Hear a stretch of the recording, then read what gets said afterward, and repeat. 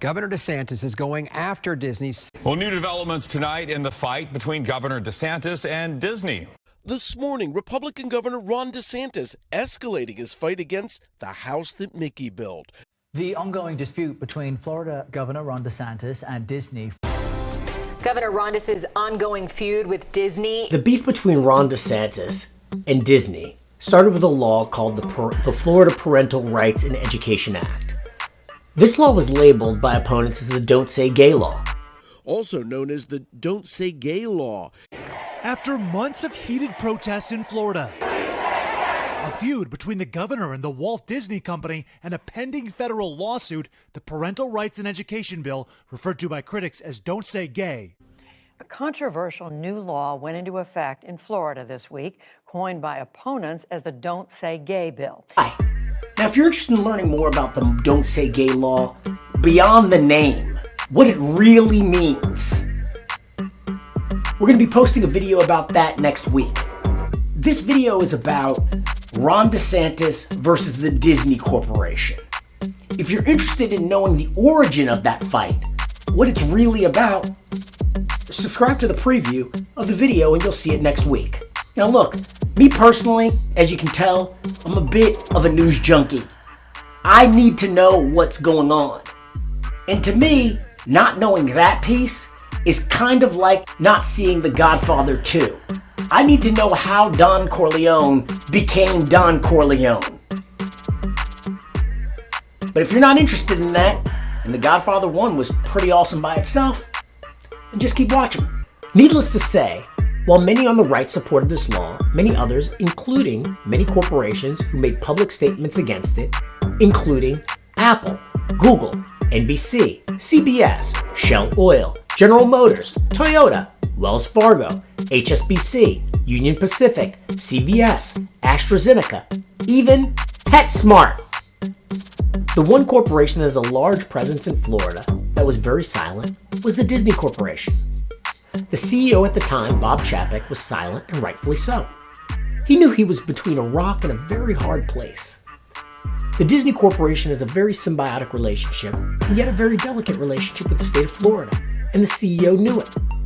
While Florida swings between Democrats and Republicans in presidential and senatorial elections, the governor of Florida has been a Republican for the last 25 years, and the State House, both chambers, is controlled by Republicans.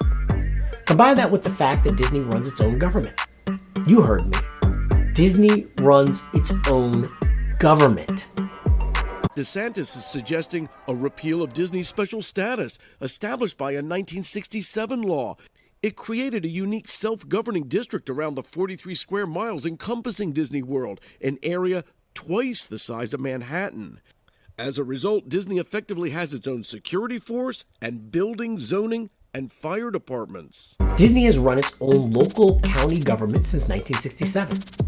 It's called the Reedy Creek Improvement District, and it's a whole freaking local government. Disney is independently responsible for the entire town's roads, bridges, utilities. Utilities! Hey, what happened to my lights? I heard you didn't like Moana. I'm a Batman guy. Well, now you're a candles guy. Besides, bats like the darkness. You'll be fine. They're also responsible for setting tax rates, municipal codes, police, and fire departments. Maybe you didn't hear that. The CEO of Disney has its own police department. So yeah, maybe a little extreme. But it's been that way since 1967. And it's important. You have to understand that when Walt Disney got to Orlando, it was basically a swamp. And now it's a worldwide tourist destination.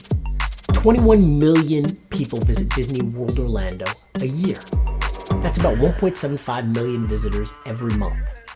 To put that in perspective, the state of Florida has 21 million people in total. So Disney World Orlando basically doubles the population of the state of Florida every year. Let me repeat that. One small area, about 40 square miles, doubles the population of the state of Florida, about 70,000 square miles, every year. So let's just say Disney does a lot of business in the state of Florida. Therefore, Disney needs to be able to build things quickly and without a lot of red tape. So the CEO of Disney knows he needs the Florida legislature, and the Florida legislature needs Disney World. He provides a lot of tax dollars, and Florida lets him run his own shop so that Disney can keep growing its business. Therefore, to Disney CEO, Bob Chapek, it seemed like a good idea to keep his mouth shut. There's only one problem. Disney, and all of show business, has a lot of gay people, and people who are sympathetic to gay people.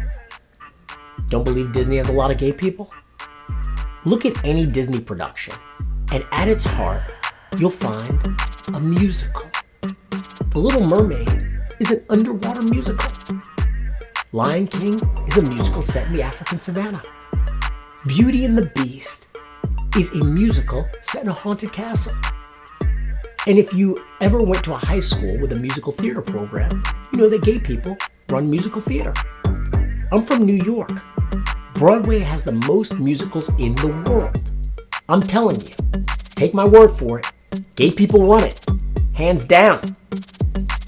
Black people are the majority of the NFL, and gay people are the majority of Broadway. I don't make the rules, that's just how it is. So when Bob Chapek wanted to remain silent about the Don't Say Gay bill, his gay employees and their legions of family and friends were not happy about it at all. So they mounted a pressure campaign against their CEO, and it worked.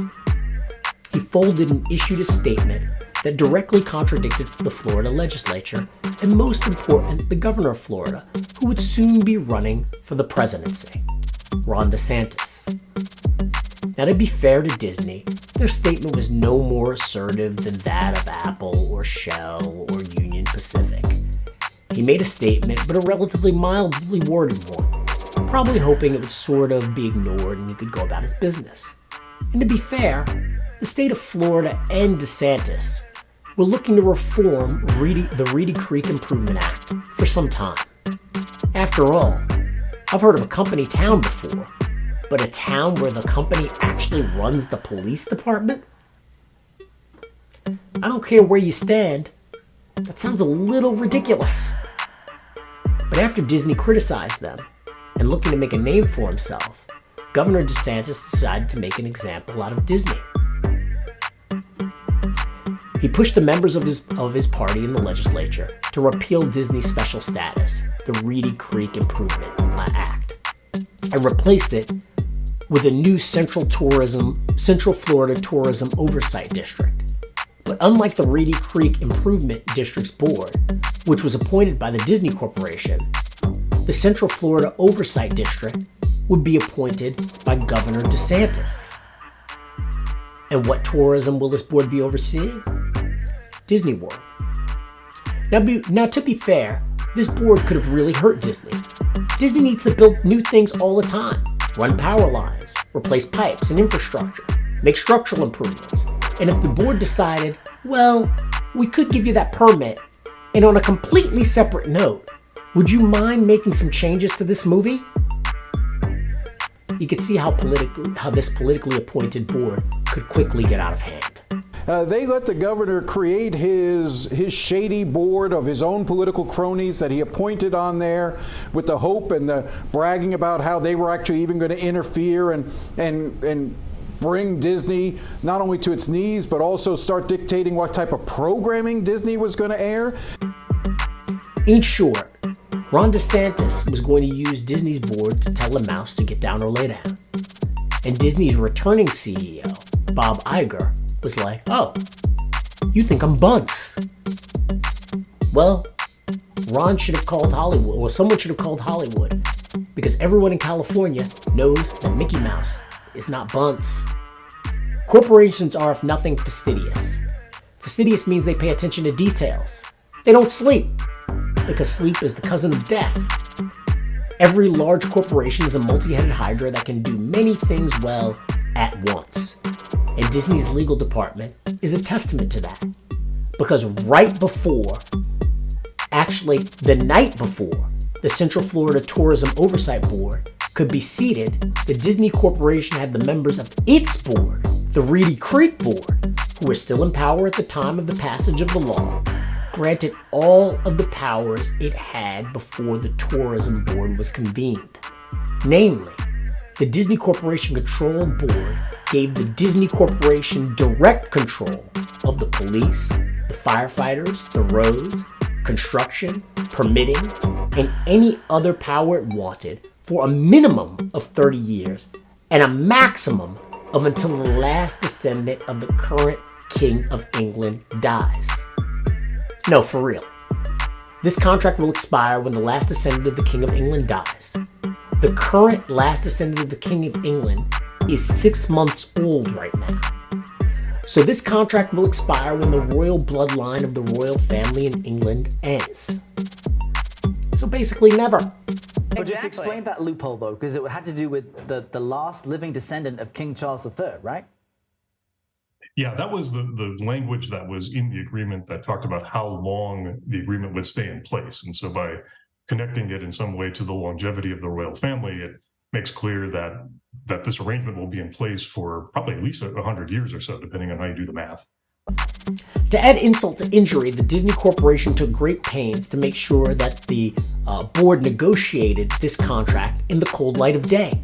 In a stunning move, just weeks before the state of Florida took control of Disney's special taxing district, the company entered into agreements with the former Reedy Creek board. Yeah, those agreements take power away from the new board appointed by Governor Ron DeSantis. News 6 investigator Mike DeForest is here to show us how it happened and what's next. Mike, Disney says it followed Florida's sunshine laws? That's right, Matt. These are the written agreements which shifted power from Reedy Creek to Disney, and they were approved during a public meeting which anyone could have attended. And it happened before Florida lawmakers and the governor made any changes to Disney's special taxing district. 26 yeas, 9 nays, Madam President. Joe, the bill passes. Back in February, Florida lawmakers approved a bill giving the state control of Disney's special taxing district, previously known as Reedy Creek. Today, the corporate kingdom finally comes to an end. But more than 2 weeks before Governor Ron DeSantis signed the bill into law, the former Reedy Creek board held a public meeting. During that meeting, Reedy Creek approved these two written agreements with Disney that gave the company enormous power to develop its property while leaving future boards with limited responsibilities. The board gets to run the roads, the sewers, the fire department, things that Disney probably is happy to get rid of. News 6 political analyst and UCF history professor Jim Clark says the governor and lawmakers simply missed what Reedy Creek was doing right under their noses. I think clearly it became a political move, and I think people were captivated by this war against Disney and woke capitalism, as they called it, and maybe did not pay enough attention to the details. We need to make sure we ask for any additional public comment. Any comments, questions by anyone? Before approving Disney's agreements, Reedy Creek's board briefly summarized the deal, but nobody asked any detailed questions. They put notice twice in the local public newspaper. Needless to say, for a presidential candidate like Ron DeSantis, this is highly embarrassing.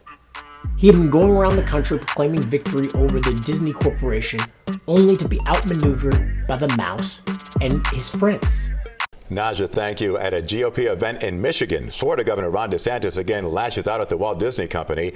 Here's what he said about a Disney maneuver to limit the power of a new board appointed by the governor to oversee the company.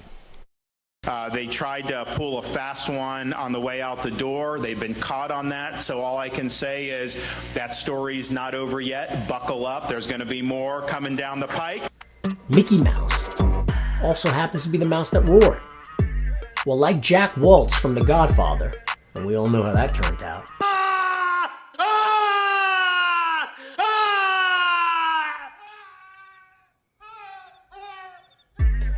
A man in Ron DeSantis' position cannot afford to be made to look foolish. And she runs on. She'd throw it all away just to make me look ridiculous. And a man in my position can't afford to be made to look ridiculous. So he's looking at creating toll roads around Disney and other such.